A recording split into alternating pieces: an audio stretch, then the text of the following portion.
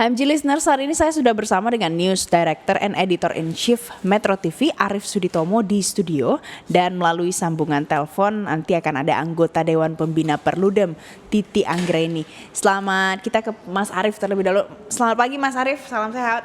Salam sehat Val, apa kabar? Mas Arief, jadi Mas Arief, kemarin Metro TV kan baru melaunching di Election Channel. Sebenarnya tujuan dan niatnya apa sih Mas? Tujuannya sebenarnya untuk mempertegas bahwa apa yang kami rancang atau kita semua rancang dan kita perjuangkan untuk selalu menjadi referensi buat pemirsa kita, buat publik untuk menjadikan pemilu nanti dengan segala tahapan-tahapannya agar menjadi sebuah proses yang diminati, dijadikan tempat untuk edukasi perpolitikan Indonesia, pendewasaan berpolitik, dan juga prosesnya harus bisa kita bawa sebagai proses yang sudah naik kelas. Dan seluruh tahapan sehingga kenaikan kelas tersebut akan kita dorong, akan kita kawal, akan kita jadikan sebuah ajang agar semua orang bisa menikmati prosesnya, bisa tertuntun untuk pada akhirnya mencoblos siapa yang mereka inginkan. Dan pada saat proses mencoblos itu bukan saja karena orang itu suka sama si calonnya, baik anggota legislatif maupun pemimpin nasional kita, tapi juga karena suka gagasannya dan suka wawasannya. Oke, Mas Arief, mungkin kalau MG Listeners mungkin masih abu-abu, belum begitu detail. Apa sih Mas yang nanti akan disajikan di dalam The Election Channel ini? Apa-apa The sih? Election Channel adalah seluruh informasi, seluruh referensi, seluruh diskusi, seluruh klarifikasi dari berbagai macam pihak, orang, organisasi, bahkan hal-hal yang pada dasarnya abu-abu atau justru cenderung hoax, itu kita akan clarify semua di sana. Yang masih abu-abu kita akan diskusikan, kita matangkan di sana untuk pada akhirnya menjadi benar-benar menjadi referensi, menjadi panduan, menjadi tuntunan buat orang untuk pada akhirnya memastikan sikap dan tahu. Karena salah satu hal yang harus kita emban sebagai The Election Channel adalah kita harus mengeksersis hak orang untuk tahu. Bahwa ada peristiwa di sini, ada orang bersikap seperti ini, ada individual menyuarakan sesuatu yang kontroversial atau tidak, atau bahkan bermanfaat. Itu harus kita beritakan, kita suarakan agar hak masyarakat, hak pemirsa itu harus tahu. Dan dengan demikian mereka bisa menjadi pemilih yang lebih partisipatif dan berkualitas. Mas Arief, kalau dari tahun ke tahun pasti sudah ada dong Mas soal wadah untuk menyajikan informasi seputar pemilu. Nah, tahun ini apa yang jadi pembedanya Mas? Yang akan jadi pembedanya lebih kepada mungkin intensitas ya. Intensitas kita untuk bisa kita suarakan dan kita mulai sudah cukup awal.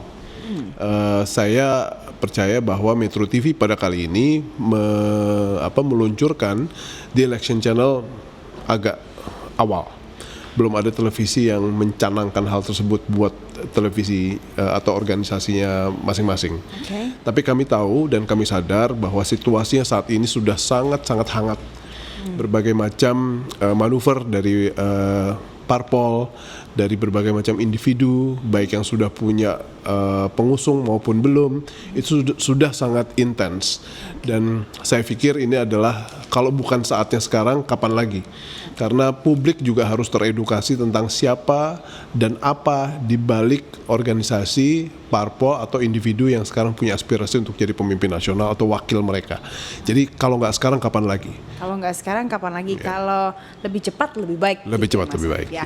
Nah Mas Arief, MG Listeners, kita juga sudah tersambung dengan Dewan Pembina Perludem, ada Titi Anggraini. Selamat pagi Bu Titi, salam sehat. Pagi Mbak Titi. Selamat pagi Mas Arief, Mbak Valen. Salam sehat buat kita semua. Ya, Mbak Titi, ini sekarang sebentar lagi kita sudah masuk sebenarnya ke tahapan pemilu. Kemudian yang seperti kita tahu mulai banyak orang yang mulai melakukan pembahasan di media sosial, sudah mulai perbincangan dibangun di kalangan masyarakat setiap hari. Nah, di masa-masa sekarang ini apa yang harus diperhatikan supaya masyarakat lebih teredukasi lagi, Mbak Titi, di dalam pemilu tahun ini? Untuk periode ini. Ini pemilu serentak kedua dalam pengalaman sejarah pemilu kita ya. Meskipun ini bukan pengalaman pertama, tapi banyak persoalan yang perlu dijawab oleh penyelenggara pemilu dan juga peserta pemilu. Pemilu kita itu sangat rumit, sangat kompleks, dan sangat berat. Jadi bahkan dianggap sebagai pemilu yang paling rumit sedunia ya, dengan skala kebesaran sebagai pemilu serentak satu hari terbesar di dunia. Jadi bisa dibayangkan kompleksitas dan skala yang sangat besar itu dampaknya adalah pada kebingungan pemilih. Mengapa saya katakan dampaknya pada kebingungan pemilih? Sebut saja pada pemilu 2019 lalu, dari pemilu legislatif misalnya ya, karena kita serentak antara legislatif dan presiden, atensi semua tersedot di pemilu presiden. Akhirnya apa? Surat suara tidak sah untuk pemilu DPR, DPRD, dan DPD itu sangat tinggi dan menjadi anomali dalam praktik pemilu global. Untuk pemilu DPR misalnya, data yang kami kumpulkan, terdapat 11,12% suara tidak sah atau setara dengan 17.500.000 surat suara tidak sah, di mana pemilih sudah datang ke TPS memberikan suara, tapi suaranya tidak bisa dihitung karena cara pemberian suaranya salah atau tidak benar. Baik, jadi Mbak Titi, DPD, ya. Jadi soal kebingungan pemilih di dalam pemilu ini menjadi salah satu yang harus diperhatikan. Nah, Mbak Titi, ini Metro TV juga sudah melaunching di Election Channel. Ini lebih cepat dari biasanya. Yang pertama juga dari stasiun televisi yang ada di Indonesia. Tanggapan Mbak Titi seperti apa? Iya, pertama tentu saja selamat kepada Metro TV. Saya sangat apresiasi, sangat senang ya, karena bagaimanapun salah satu tugas dari pendidikan pemilih, lalu penguatan kapasitas pemilih, pengetahuan pemilih, itu jauh lebih mudah kalau disampaikan oleh media yang daya jangkaunya besar. Saya percaya bahwa kontribusi Metro TV ini akan mampu menjembatani distorsi-distorsi yang dihadapi oleh pemilih. Jadi sekali lagi hal-hal yang seperti ini memang diperlukan dalam pemilu kita yang secara faktual kita memang tidak bisa hanya mengandalkan penyelenggara pemilu mengingat kapasitas dan juga besaran pemilu kita yang luar biasa begitu ya. Dan saya kira semakin cepat itu semakin membuat pemilih kita lebih mudah beradaptasi dan terpicu untuk mencari sumber informasi yang bukan hanya valid, tapi juga akuntabel sehingga bisa memandu mereka membuat pilihan yang betul-betul bermakna di pemilu 2019 mendatang. Jadi selamat sekali lagi dan terima kasih kepada Metro TV atas rilis dari Election Channel-nya. Baik. Nah, Mas Arief, kalau bicara soal informasi yang valid dan juga akuntabel, ini yang sering kali menjelang nanti memasuki masa kampanye akan banyak hoax-hoax yang beredar. Nah, apa yang seharusnya dilakukan oleh MG listeners, oleh para pemirsa supaya tidak mudah termakan oleh hoax-hoax pemilu ini? Konsumsilah media dengan baik, karena mulai saat ini ini adalah saat yang paling tepat ya untuk mulai memiliki media diet yang bagus. Vale kan juga punya diet ya, biar misalnya badannya langsing atau kulitnya bagus, atau badan sehat. Nah, itu kan makanan. Media diet. Ya, nah kalau media diet itu kan lebih kepada hasilnya intellectuality atau spirituality, dan pada akhirnya sekarang adalah media diet itu bermanfaat juga buat masa depan bangsa kita, di mana pada saat mereka mengkonsumsi media-media yang benar, mereka tidak akan terlalu repot untuk menyaring, memilah dan memilih informasi-informasi apa saja yang pada dasarnya harus mereka acuhkan atau mereka hapus gitu ya. Tapi kalau mereka punya habit untuk mengkonsumsi segala macam kanal informasi online ataupun mainstream media, ya mereka harus lebih cermat. Dan media diet ini merupakan sebuah hal yang menjadi amat penting saat-saat ini karena banyak sekali contoh di mana kita bisa belajar ya. Misalnya apa yang terjadi pada 2019 kemarin di saat orang-orang ramai-ramai melakukan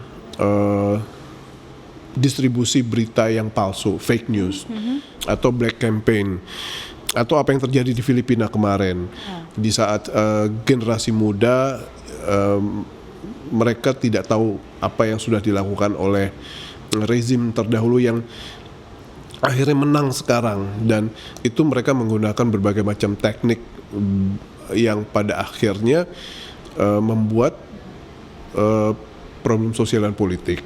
Dan saya pikir kita tidak mau lagi masuk ke periode apalagi menghasilkan sebuah keputusan politik besar yang pada akhirnya rame-rame kita sesali gitu ya.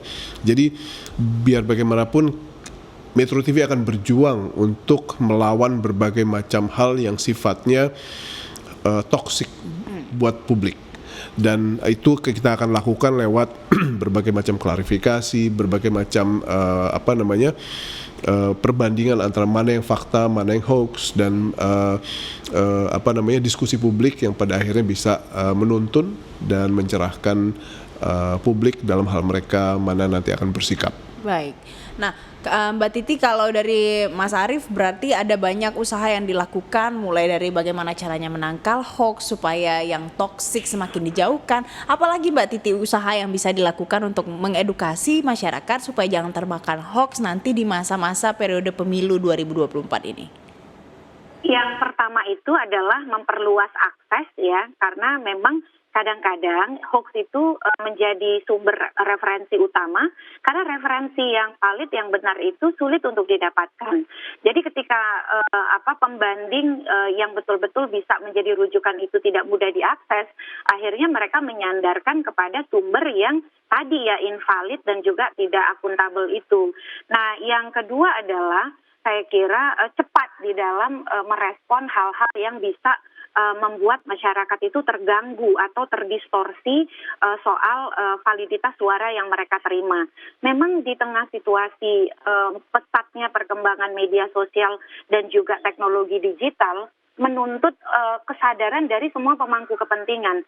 Misalnya kalau dulu hoax dan juga fitnah pemilu itu berorientasi pada kontestan, pada peserta pemilu. Sekarang daya jangkaunya lebih luas lagi. Yang menjadi sasaran dari hoax juga termasuk penyelenggara pemilunya dan prosedur pemilunya. Jadi sengaja informasi pemilu itu dikacaukan, prosedur pemilu itu dikacaukan, sehingga ada kesalahan dalam praktik administratif pemilu yang dampaknya apa? Misalnya karena pemilih yang tidak berhak dibolehkan menggunakan hak pilih akibat hoax tadi, misalnya pernyataan boleh menggunakan hak pilih di mana saja asalkan punya KTP elektronik. Nah itu kan salah, tidak boleh, karena kita berbasis domisili pemberian suara kita, berbasis daerah pemilihan.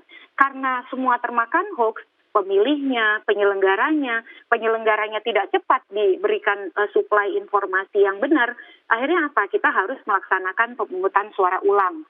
Lalu ada timbul keraguan terhadap validitas dan legitimasi hasil. Jadi kemudahan akses, kecepatan, dan juga intensitas yang harus masif begitu ya, itu yang memang menjadi tantangan dari informasi kepemiluan kita menuju 2024. Karena akan banyak sekali nanti informasi di 2024 itu, pileg, pilpres di saat yang sama persiapan pilkada berlangsung. Waduh, luar biasa ya. Saya tidak terbayang itu kalau elemen masyarakat tidak membantu KPU dan juga kemudian KPU serta lembaga maupun instansi-instansi terkait punya strategi yang jitu ya di dalam melawan penyebaran misinformasi, disinformasi, atau tadi istilahnya Mas Arief itu toxic information itu ya, hoax Iya. fitnah pemilu ya. Baik, jadi masih ada banyak sekali usaha-usaha yang harus tetap terus dilakukan, apalagi kalau soal menangkal informasi yang tidak benar, hoax, disinformasi di kalangan masyarakat seputar pemilu. Ada informasi dari Partai Nasdem yang menjadi satu-satunya partai yang banyak didatangi parpol-parpol calon peserta pemilu 2024. Karena berlokasi di Nasdem Tower, ada para pemimpin partai mulai dari Golkar, PAN, Gerindra, dan Demokrat juga datang berkunjung serta membahas isu-isu politik.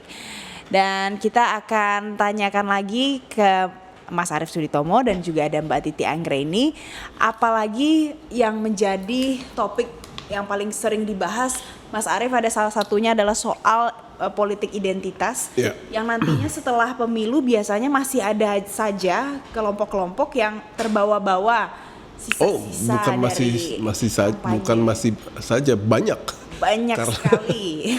Karena setelah toksiknya disebar, politisinya menang, ada yang kalah, ya mereka menikmati kekalahan dan kemenangan tersebut dan move on ya. Tapi kalau rakyat benar-benar masih terbawa terbelah, terus, kemudian banyak berujung ke konflik, ke macam-macam, Mas.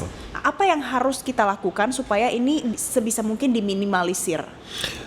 Salah satunya adalah komitmen ya dari mereka, atau juga mungkin nanti dari bagaimana permainan ini akan berlangsung seperti apa ya. Kalau misalnya tahapan pemilu juga akan memegang peranan sih. Bagaimana fake news atau black campaign atau politik identitas, atau bagaimana mereka akan memanfaatkan polarisasi politik, itu juga akan sangat-sangat berpengaruh sama tahapan-tahapan pemilu. Namun yang ingin saya sampaikan dalam hal ini adalah lebih pada apa yang selama ini kita lakukan sebagai tupoksi saya sebagai orang media, khususnya Metro TV. Kami akan berjuang sekuat tenaga agar pihak-pihak yang memang punya itikat untuk tetap menggunakan polarisasi politik yang tersisa dari mulai 2014, 2016, 2019 itu kita akan lawan lewat informasi, diskusi, klarifikasi yang terang benderang. Sehingga meskipun orang yang nonton cuma 10 orang, 100 orang, tapi kami yakin itu adalah rintisan yang baik untuk mulai pada akhirnya kita jelaskan kepada mereka bahwa Indonesia ini dalam hal pendewasaan politik harus naik kelas. Nggak bisa kayak gini-gini terus. Kita harus mulai masuk kepada wawasan, gagasan yang pada akhirnya menjadi public discourse dalam hal siapa yang akan kita pilih. Jadi kontribusi kami, Metro TV, adalah kami ingin sekali menjadi bagian dari public discourse tersebut, untuk pada akhirnya wawasan dan gagasan lah yang pada akhirnya menjadi topik yang menjadi subjek dari bagaimana kita menjatuhkan pilihan. Baik, Mas Arief. Nah, kalau dari sudut pandang Mbak Titi, ini kan soal polarisasi publik nanti pasca pemilu. Kalau dari sudut pandang media, sebisa mungkin bagaimana caranya untuk diminimalisir dengan informasi dan juga banyaklah arahan-arahan yang bisa nanti diberikan kepada masyarakat. Kalau dari segi tahapan pemilu seperti apa, Mbak Titi? Ya, memang tahapan pemilu kita kan kemarin sudah diputuskan di dalam rapat bersama ya. Jadi ada kesepakatan antara KPU, pemerintah, DPR, masa kampanye itu dipersingkat menjadi 75 hari. Nah, memang kalau dari sisi implikasi ya, memendekkan masa kampanye itu, kalau pandangan saya tidak berdampak banyak pada pengurangan polarisasi. Karena kenapa? Pendaftaran calon itu dilakukan kan sejak kalau Pilpres itu 8 bulan sebelum hari pemungutan suara ya. Jadi sebenarnya pembentukan kelompok-kelompok politik itu sudah sejak awal itu dilakukan. Nah, pentingnya adalah dalam hal ini ketika KPU mengelola tahapan adalah KPU terus-menerus misalnya ya di dalam menyosialisasikan proses pemilu itu juga menekankan pada pendidikan, bukan hanya pendidikan kepemiluan tapi juga pendidikan kewarganegaraan gitu, bahwa pemilu itu adalah proses atau ritual reguler dari negara kita untuk mencari pemimpin, bukan sesuatu yang harus dimaknai sebagai hidup dan mati, karena aktor politik itu akan terus berganti karena ada pembatasan masa jabatan begitu ya. Mereka hanya akan berkuasa 5 tahun, kalau performanya bagus akan dipilih kembali untuk satu periode berikutnya, jadi total 10 tahun. Nah ini yang kemudian bagaimana di setiap tahapan itu suara-suara atau pesan-pesan seperti ini selalu disampaikan oleh penyelenggara pemilu. Jadi sosialisasi itu bukan hanya menjelang hari pemungutan suara, tapi juga selalu di setiap tahapan itu selalu ada pesan menekankan bahwa ya tadi orientasi kita bukan kepada figur, bukan kepada orang, dan bukan kemudian menutup pesan-pesan yang sifatnya gagasan begitu. Dan politik gagasan atau politik yang berorientasi pada program, pemilu yang berorientasi pada gagasan dan program itu harus menjadi pesan yang dibawa KPU dalam setiap mereka mengelola tahapan. Tapi memang peran dari partai politik sangat besar ya. Harapan kami kita lebih punya pilihan yang beragam di pemilu 2024 mendatang, karena pelajaran kita polarisasi disintegratif itu terjadi karena dikotomi yang terlalu curam ya, dan membuat kemudian jalan pintas menjadi pilihan. Terjadilah politisasi agama, kemudian hegemoni identitas, yang mestinya ke depan pesan-pesan itu kita betul-betul sampaikan kepada publik, karena dampaknya pada bangsa kita sangat merugikan. Dan sekali lagi kembali kepada esensi dasar, pemilu itu adalah sirkulasi elit yang dilakukan secara reguler, yang setiap 5 tahun kita akan selalu berpemilu. Nah, begitu. Mbak Titi, jangan sampai bangsa kita dikorbankan karena pemilu. Mbak Titi, ini kalau dari tahapan-tahapan yang ada, masa kampanye ini kan menjadi salah satu yang paling penting. Singkat saja Mbak Titi, dari 120 hari berubah menjadi 75 hari, tanggapannya? Ya, ini menjadi tantangan besar ya soal pendekatan kepada pemilih itu, karena ada identitas elektoral yang spesifik yang harus dikenalkan oleh peserta pemilu dan juga partai politik oleh penyelenggara untuk disosialisasikan. Saya kira tadi teknologi ya, ini yang tadi selalu disampaikan oleh Mas Arief dan juga ketika election channel dirilis, kita bagaimana memanfaatkan ruang yang sangat besar melalui kehadiran teknologi digital, media sosial, dan berbagai perangkatnya itu, sehingga kita menjadi lebih kreatif, bisa lebih masif, bisa lebih cepat. Tapi yang paling penting adalah valid dan tetap akuntabel. Baik, ya coba kalau kita ke Mas Arief gimana? Dari 120 hari menjadi 75 hari, berdampaknya seperti apa? Apakah lebih baik atau tidak? Kalau bagi kami di media sih tidak berdampak terlalu besar ya. Kalau dari sisi bagaimana kita harus membantu menyampaikan pesan, toh sejak nanti November pun kita sudah mulai, atau hari ini pun kita sudah mulai aktif dalam hal mengeducate orang dalam hal tahapan-tahapan pemilu. Jadi mau 75 hari, mau 90 hari, bagi kami tugas sama aja. Tugasmu juga sama aja kan, tetap siaran. Nah, tapi tadi saya benar-benar tergugah dengan apa yang Mbak Titi bilang, bahwa perluasan akses itu memang jadi satu hal yang krusial, karena bagi kami sekarang di sini baru kami akan akan memasukkan ke dalam program bahwa apa yang kita rumuskan secara editorial, apa yang kita akan rumuskan dan kita siarkan lewat platform FTA kita, juga harus kita gemakan lewat sosial media.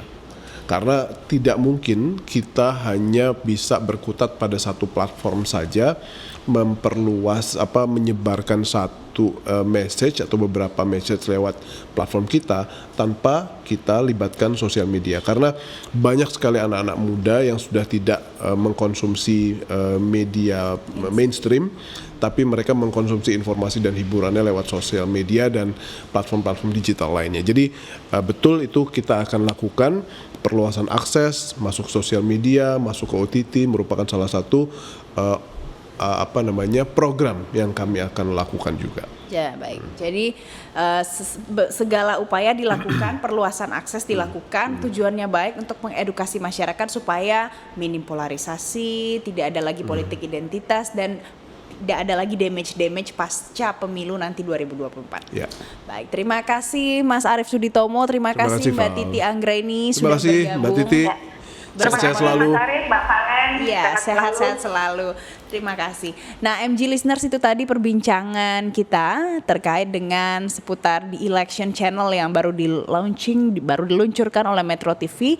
Nanti akan menyajikan banyak informasi seputar pemilu 2024 nanti.